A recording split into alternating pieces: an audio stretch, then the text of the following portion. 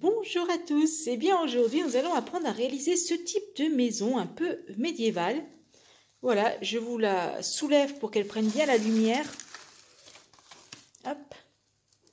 Et donc ce qu'il vous faut, c'est des plaques de polystyrène extrudées très fines. Donc j'ai des plaques de polystyrène en 6 mm et en 3 mm. Donc moi je les ai trouvées au rayon Brico Dépôt, le rayon de la peinture.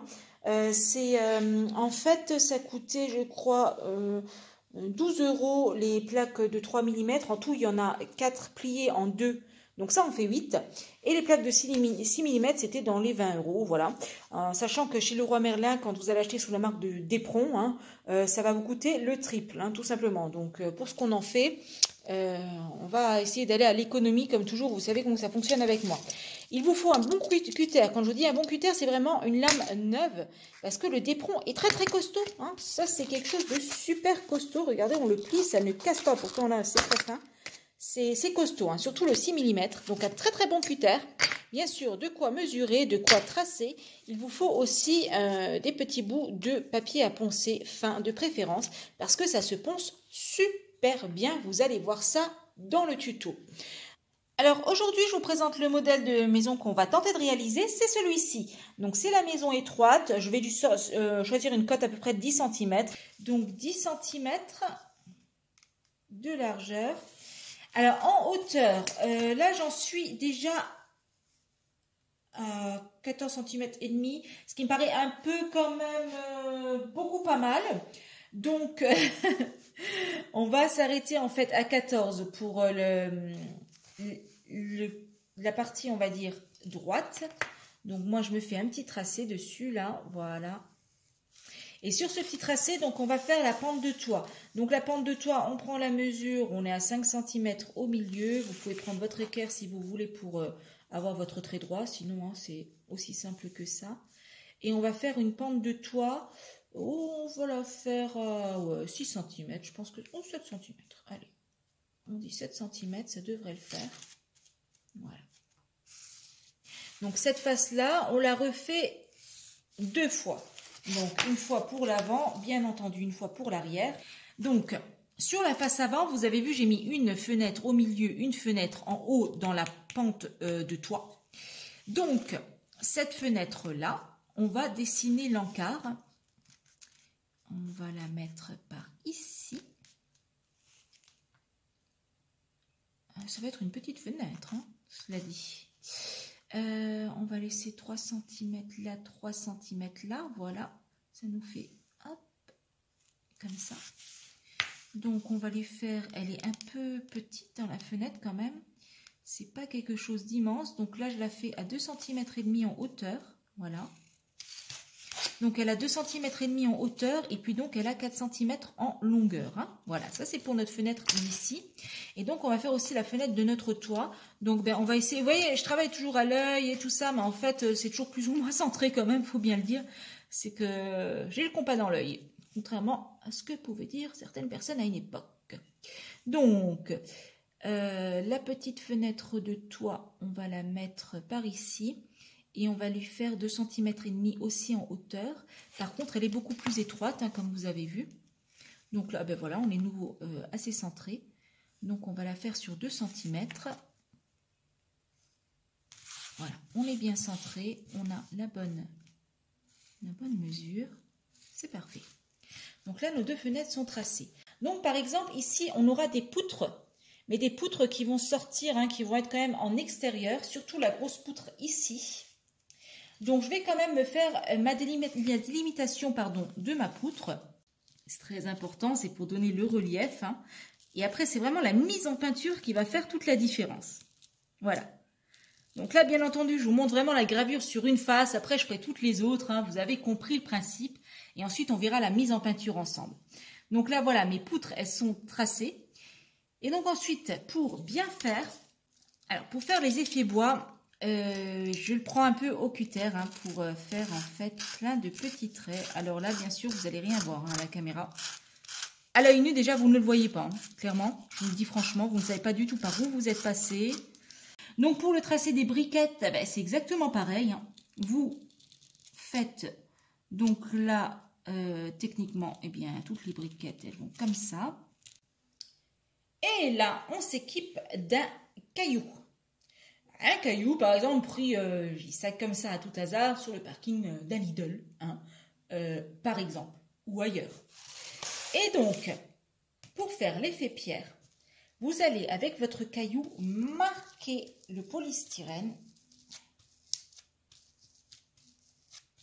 À la peinture, vous verrez, hein, ça ressortira très très bien. Donc, vous le marquez bien avec toutes les faces anguleuses de votre petite pierre.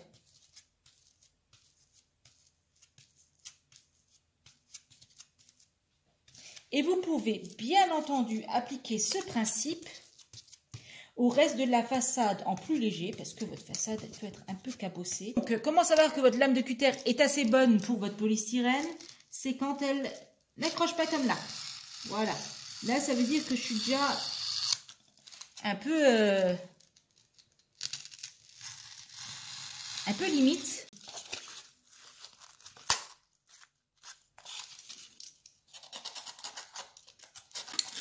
Voilà.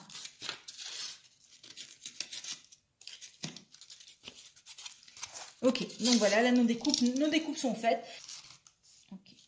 Donc nos poutres, on les trace sur du 6 mm parce qu'on veut que ce soit des poutres costauds et épaisses qui vont sortir de la façade avant. Donc on les fait dans du 6. Donc là, eh bien, on ressort notre petit caillou. Adoptez un caillou.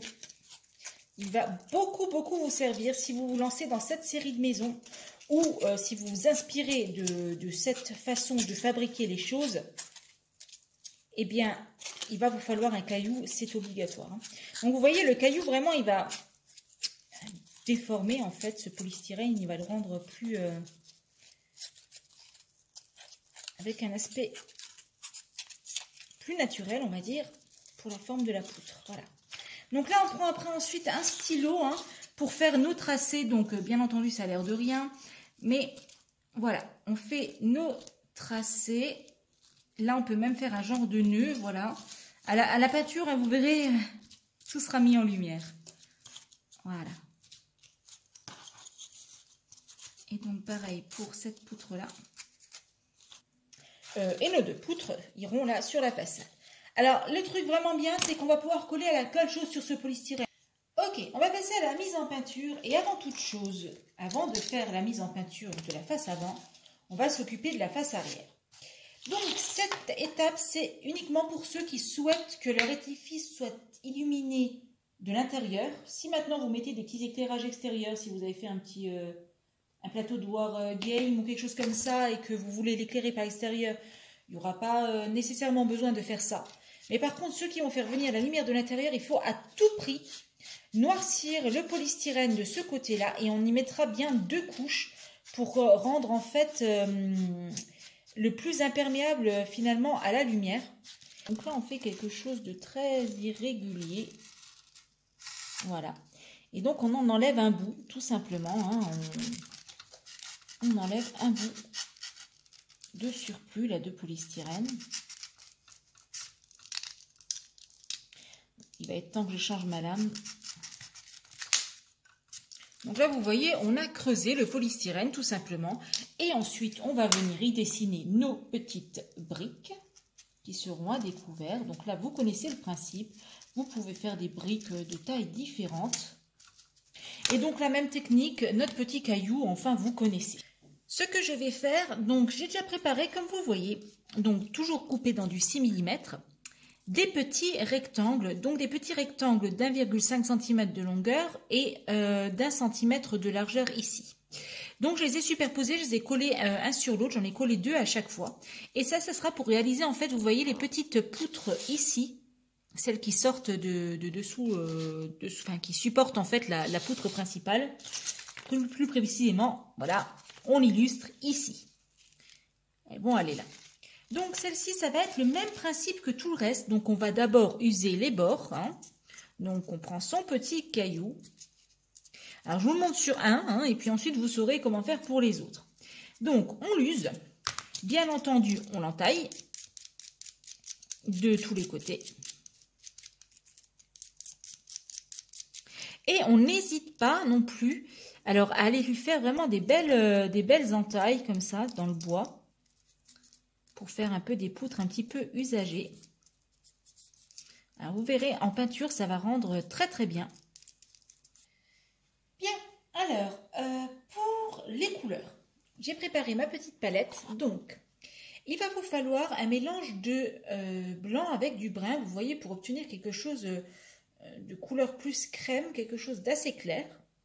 Il va vous falloir un mélange de blanc avec du noir, donc un gris sombre et un gris plus clair. Donc ce qu'on va faire, c'est que la première couche, en fait, ça sera consacré ici donc aux murs normaux, on va dire. On va prendre sur celui-là, hein. Je vais vous montrer sur celui-là, après ce sera la même chose sur tous. Et donc vous allez peindre vraiment très très légèrement. Ça c'est la sous-couche de votre façade. Parce qu'après, on viendra tamponner avec différentes teintes, donc celles que j'ai préparées.